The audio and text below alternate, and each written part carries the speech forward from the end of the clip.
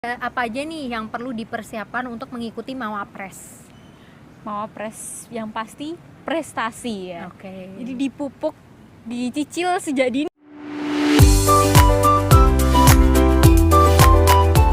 Welcome to Fatina, Fun Talk with Atina Dan Fatihah. Assalamualaikum warahmatullahi wabarakatuh.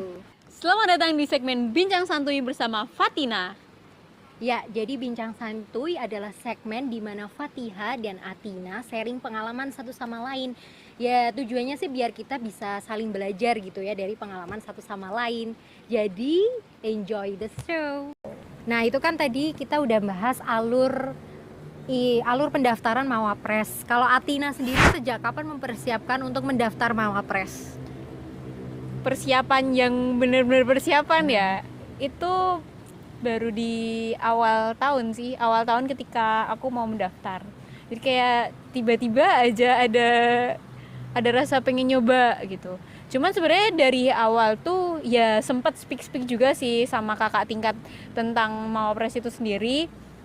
Cuman ya emang bener-bener mulai persiapan di saat itu. Jadi ya Jadi pertamanya adalah diskusi dengan kakak tingkat. Minta pencerahan sih, Oke. bukan diskusi kalau karena kita nggak ngasih insight apa-apa ke kakak tingkat ya. Oke. Minta pencerahan itu kakak tingkatnya Mawapres juga.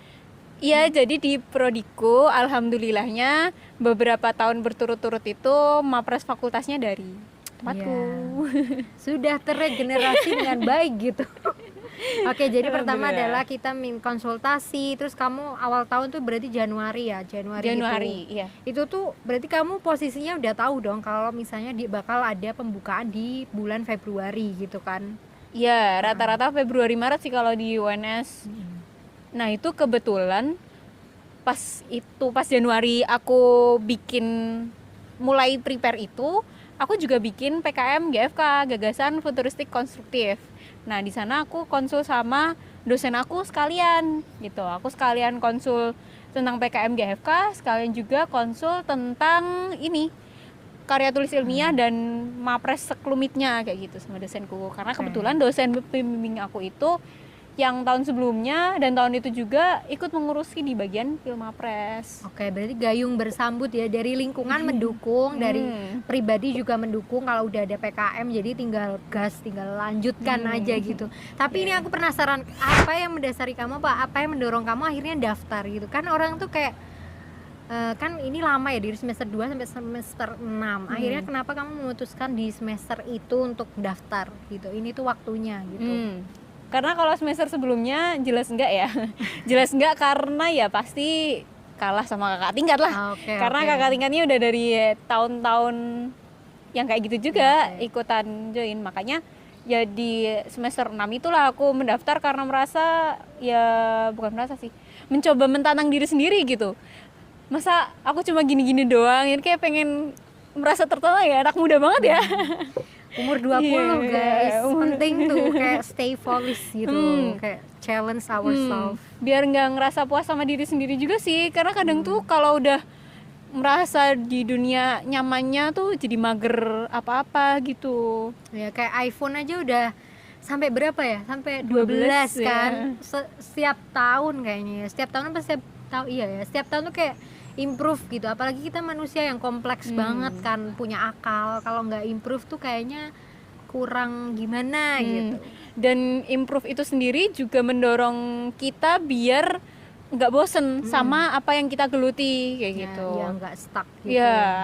Terus yang kedua, karena aku ngerasa sebagai muslim ya jadi muslim jangan cuma jadi muslim yang biasa-biasa aja, harus mencoba belajar mengambil peran, karena pasti ini nanti bakalan berguna buat kita ke depannya gitu. Nanti ketika kita bermasyarakat ataupun apa, kita akan lebih mudah untuk menyelesaikan permasalahan.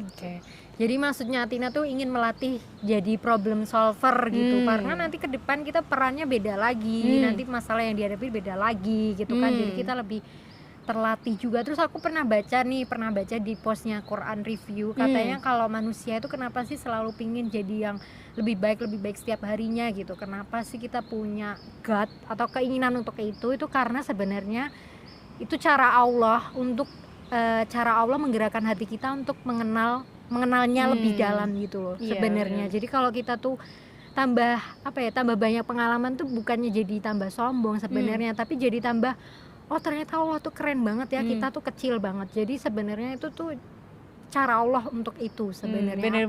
Sebenarnya gitu. Bener-bener, jadi kayak habis melewati itu tuh rasanya tuh bersyukur banget ya, kayak padahal persiapannya tuh kayak gitu. Persiapannya tuh sebenarnya singkat, tapi Allah itu tiba-tiba mendatangkan gitu, bukan tiba-tiba sih, emang udah di skenario Allah mendatangkan orang-orang baik yang bisa membantu aku nih. Misalnya nih yang ada di samping aku nih. Kenapa tuh? Ya. Jadi ketika persiapan bahasa, aku tuh datengin Fatihah. Gak tahu kenapa kepikirannya buat datengin Fatihah ya, minta tolong buat dilatih gitu buat bahasa Inggrisnya. Jadi terbitlah Fatina. Begitu gitu. Oke, iya sih bener ya. Allah gitulah maha baik. Kalau menurut kacamata Atina sendiri, apa sih yang membuat kamu itu bisa lolos gitu di tingkat fakultas? Berkaca dari yang telah aku lakukan dan aku alami, yang bikin lolos tuh ya takdir. Takdir. Ya itu semua pasti takdir ya.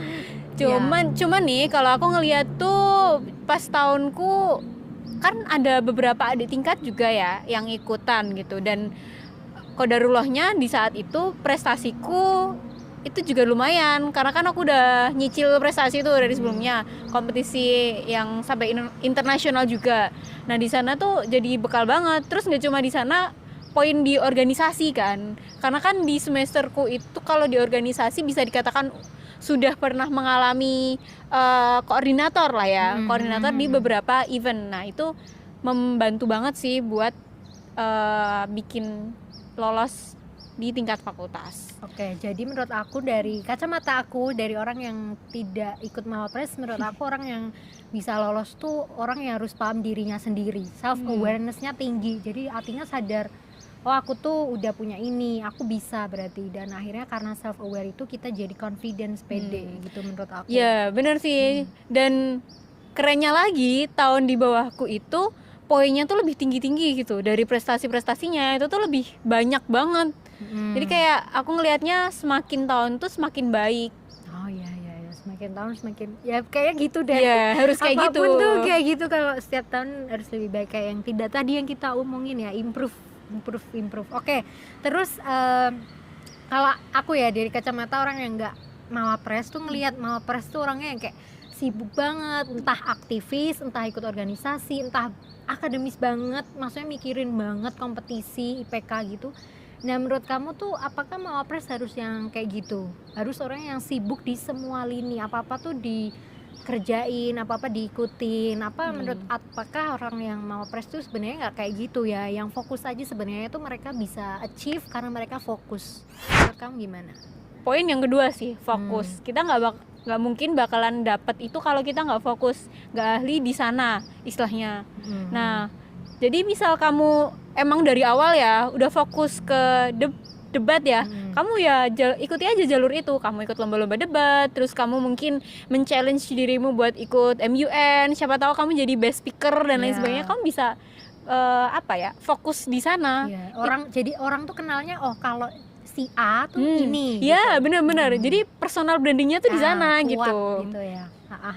Nggak yang harus sibuk. Cuman emang ketika kalau kamu ikut di organisasi itu tuh bisa jadi poin plus, apalagi organisasi yang selini gitu. Misal nih kalau di debate kan di UNS sendiri ada SEF kan ya. Nah kalau misal aku kan di penalaran keilmiahan itu ada UKM SIM kan. Nah aku join di UKM SIM gitu. Jadi itu bisa menunjang aku. Ya karena kamu suka tentang penelitian dan juga dia tuh kan natural science, apa tuh IPA gitu, ilmu alam. Jadi match. Nah kalau aku kan dari pendidikan bahasa, jadi ikut SEF juga bisa menjadi salah satu cara untuk belajar jadi public speaker, kayak gitu, isu-isu sosial, tahu isu-isu sosial.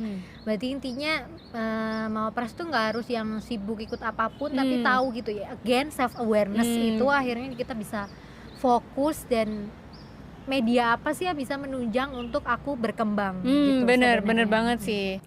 Nah udah jadi Mawapres nih sekarang, perasaan kamu setelah jadi Mawapres tuh gimana sih? Apakah bangga, merasa terbebani, apa biasa aja, apa bersyukur, apa gimana lah perasaan kamu? Perasaan biasa aja, Oke. tapi jadi lebih bersyukur rasanya karena ketika di Mapres itu dapat banyak rezeki yang tak terduga gitu. Misal kayak lingkungan yang emang mendorong aku untuk terus berkembang lebih baik karena teman-temannya kan juga sama ya seperti itu gitu. Orang-orang yang emang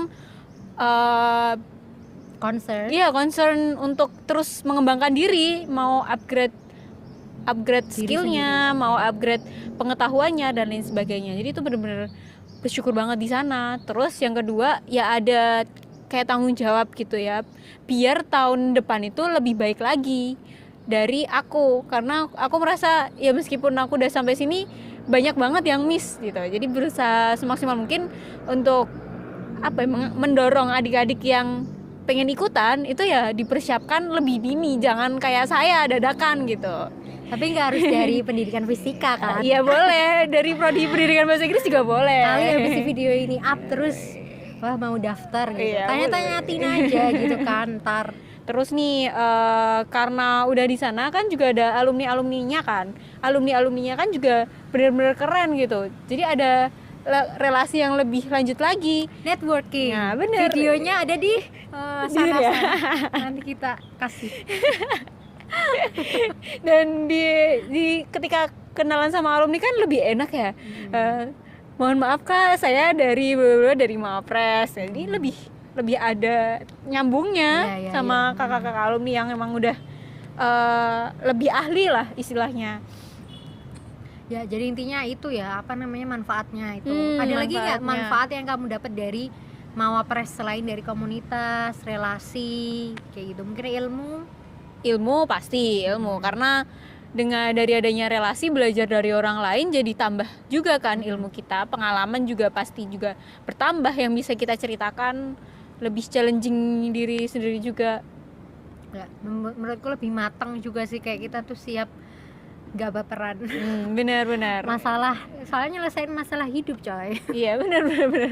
Ya nanti Iya. itu sangat berguna mengelola baper Emosi. ya, mengelola emosi dan mental.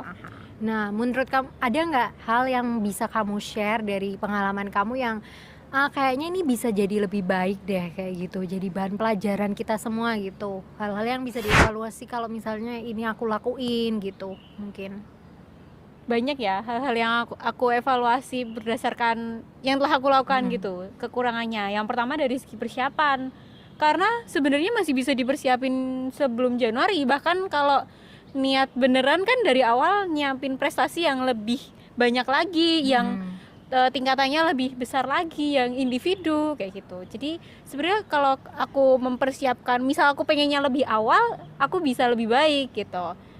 Nah kemudian ya dari situ itu tuh jadi banyak hal yang tercecer gitu, kayak misal ketika bahasa itu kayak nggak bisa lebih intens ke Fatihah belajarnya, terus ketika bikin KTI jadi kurang maksimal juga. Nah dari sana jadi bahan evaluasi sama ya itu, jadi bahan evaluasi. Tapi emang the power of kepepet sih. Iya benar, karena dapet hidayahnya itu tiba-tiba gitu. Hidayah deadline ya. Terus menurut kamu kan manfaat udah kamu sebutin ya, banyak tuh komunitas, terus relasi, ilmu. Nah terus kira-kira biggest lesson atau apa ya, pelajaran terbesar dari setelah ikut Mawapres itu apa?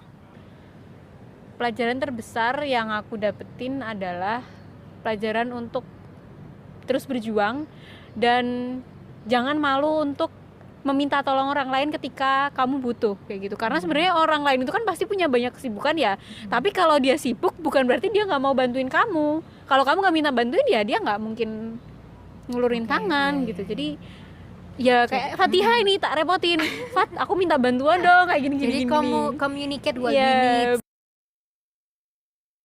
Jadi karena ada insiden kita selfie aja ya, tinggal penutupan kok, penutupan aja. Nah terus tadi kamu katanya yang kamu pelajarin itu adalah tentang apa tuh Tin, untuk terus berjuang, dan juga communicate what we need. Ya jangan malu buat minta tolong kalau emang butuh. Karena orang-orang tuh juga nggak bakalan tahu kita butuh apa kalau kita nggak ngomong. Iya, apalagi orang Jawa tuh banget, sungkan gitu, nggak bener, mau sungkan. mengkomunikasikan apa yang dibutuhkan. Jadi kan kita nggak tahu ya dia tuh sebenarnya gimana gitu. Padahal kalau misal nih kita itu bisa bantuin atau orang lain tuh bisa bantu kita, pasti dia tuh lebih seneng. Nah, iya, Karena betul. merasa bermanfaat buat sekitarnya. Betul sih, human nature sama ini menyelesaikan yang kita mulai itu susah. Iya, benar-benar. Finish what we have started. Iya, Itu kayaknya benar. gampang ya quote itu, tapi itu susah banget buat- implikasinya menurut aku. Iya, benar-benar. Jadi harus istiqomah ya, mau istiqomah untuk berjuang, jangan tumbang di tengah jalan. Karena nanti nggak jadi. Maaf ya kalau shaky guys. Oke, terakhir bangga nggak? Bukan bangga. Terakhir, kamu rekomendasiin nggak untuk teman-teman kita daftar Mawapres? Harus coba karena ada tantangannya tersendiri. Kamu bisa upgrade diri kamu, kemudian kamu mau belajar lebih banyak lagi menggali diri kamu sendiri.